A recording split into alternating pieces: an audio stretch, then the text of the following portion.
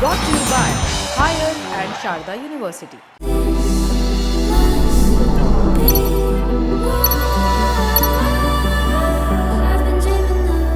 RCB fans के लिए 27 मई का दिन बड़ा खास रहा। कारण टीम का आखिरी लीग राउंड मैच था। सामने थी लखनऊ सुपर जायंट्स। पूरी तैयारी करके आई थी लखनऊ सुपर जायंट्स की किस तरीके से आरसीबी के धाकड़ बल्लेबाज और स्टार खिलाड़ी विराट कोहली को आउट करना है। हालांकि अर्धशतक उन्होंने भी लगाया, लेकिन आउट ऑफ सिलेबस एक खिलाड़ी आया और ऐसा खिलाड़ी जिसने मैच पूरी तरीके से बदल दिया। लखनऊ की बल्लेबाजी देखते हुए एक बार लग रहा था कि शायद आरसीबी क्वालीफायर 1 में अपनी जगह पक्की ना कर पाए, लेकिन इस खिलाड़ी ने मैच का पूरा माहौल जज्बात सब बदल दिया। हम बात करेंगे अपने साथी सुकांत से उसी खिलाड़ी के बारे में और इस मैच के बारे में। Where the software engineer meets the cool UI UX designer, the world comes together at Sharda University. तो सबसे पहले तो आपको नाम बता दें, किस खिलाड़ी के बारे में बात कर रहे हैं हम? जितेश शर्मा।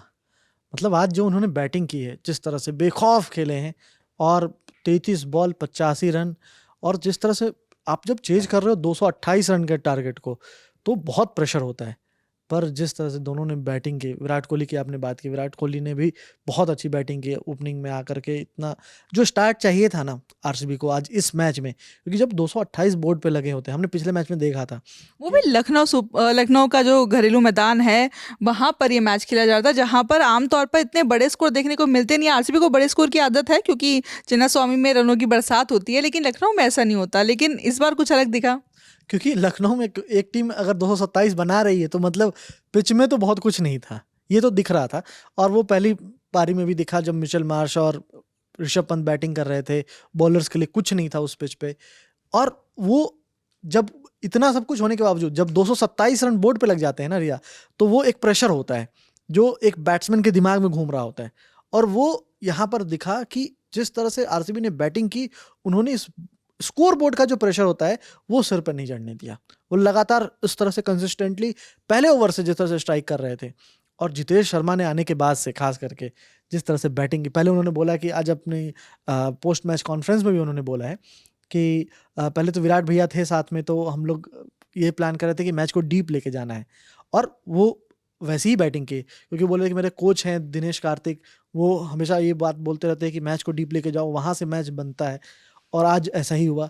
8 बॉल रहते मैच जो है 228 रन चेज कर दिया आरसीबी ने, और ये डिसाइड कर दिया कि क्वालीफायर 1 में पंजाब किंग्स के साथ 29 तारीख को अब आरसीबी भिड़ेगी।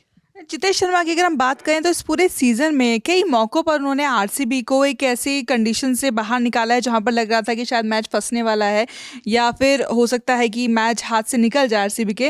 लेकिन जितेश शर्मा आरसीबी के लिए बड़ा अहम साबित हुआ है इस सीजन में।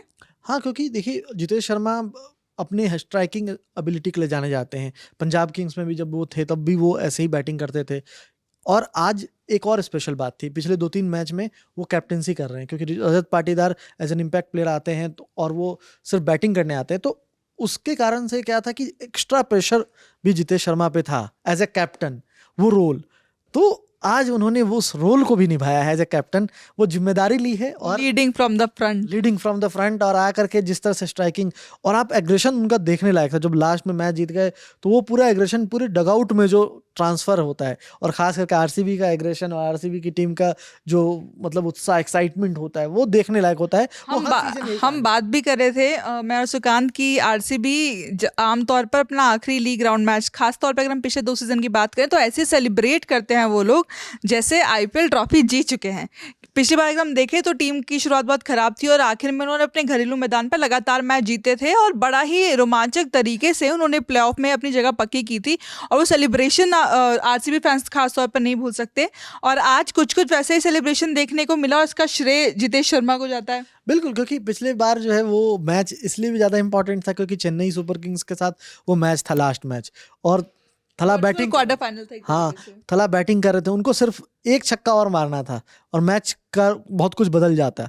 लेकिन वो जो यश दयाल ने फंसाया, और वो मुझे याद है अभी भी दिनेश कार्तिक का वो स्पीच जो उन्होंने बाद में दी थी कि अगर वो 110 मीटर का 110 मीटर का छक्का अगर थला इससे एक बॉल पहले नहीं मारे होते, बॉल स्टेडियम से बाहर नहीं गई होती, ये मैच भी बेंगलुरु में खेला गया था, तो शायद क्योंकि बॉल चेंज हो गई थी तो फिर शायद मैच का कुछ और रिजल्ट होता। लेकिन हालांकि अभी इस मैच की तो बात पिछले साल की अभी वाले मैच की अगर हम बात करें तो इस मैच में हमने बात की जितेश शर्मा की बल्लेबाजी की, विराट कोहली ने बहुत अच्छी बल्लेबाजी की, लेकिन लखनऊ सुपर जायंट्स की गेंदबाजी के बारे में क्या कहेंगे? देखिए लखनऊ की बॉलिंग आज जो है, जो डिफरेंस अगर रहा ना, वो मुझे लगता है पूरे ओवरऑल 20, अगर आप ओवर देखो दोनों टीम के, अगर 20-20 ओवर देखो, तो सबसे ज़्यादा अच्छा स्पेल रहा है नुवान तुषारा का, जिन्होंने 4 ओवर में मुझे लगता है 27 रन देकर के एक विकेट लिया है। तो वो जो डिफरेंशिएटर था ना, वो वही नुवान तुषारा का वो ओवर था। और इधर डिफरेंशिएटर बन गया विलो रुरके का ओवर। मतलब उनके स्पेल में 4 ओवर में 74 रन पड़े हैं और 2 विकेट उन्होंने एक ही ओवर में निकाल लिया था, वो हैट्रिक पे चले गए थे। क्योंकि शायद रिकॉर्ड भी है। हाँ, क्योंकि अब रिकॉर्ड बन गया आईपीएल में। इससे पहले ये रिकॉर्ड मोहित शर्मा के नाम था पिछले सीजन। हाँ, पिछले सीजन जो है उन्होंने मतलब 73 रन दिए थे एक अपने स्पेल में 4 ओवर में। आज जो है वो रिकॉर्ड जो है तोड़ दिया विलो रुरके ने, उन्होंने 74। मुझे नहीं लगता था कि जब एलएसजी ने साइन किया था इनको, खास करके लास्ट के लीग स्टेज में, कि जब इंजरी इतनी हो गई थी, बहुत परेशान थे, अपने बॉलर्स सारे खो रहे थे, तो उस समय उन्होंने इनको साइन किया था। तो उम्मीद थी कि ये आकर के कुछ नया करेंगे, पर ऐसा कुछ कर जाएंगे, ये कुछ उम्मीद गोयनका साहब की नहीं होगी कि इतना ख़राब रिकॉर्ड बना जाएंगे। और खुद इनके लिए, क्योंकि जब वो इंडिया में लास्ट टाइम आए थे, आपको याद होगा न्यूजीलैंड सीरीज जब इंडिया टेस्ट मैच में वो किस तरह से कहर बरपा रहे थे, मतलब अनप्लेबल लग रहा था उनको।